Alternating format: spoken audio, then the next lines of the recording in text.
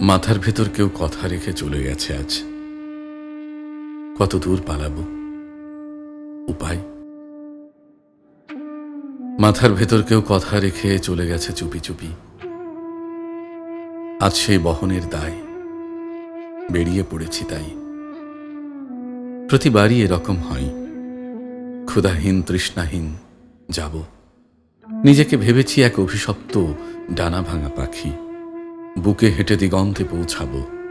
সকাল বিকেল যায়, কাছে আসে দিনান্তের গাছ। হাঁটু মুড়ে বসেছে আধার, দিগন্ত ফুপিয়ে ওঠে, কথা দাও কথা দাও কথা।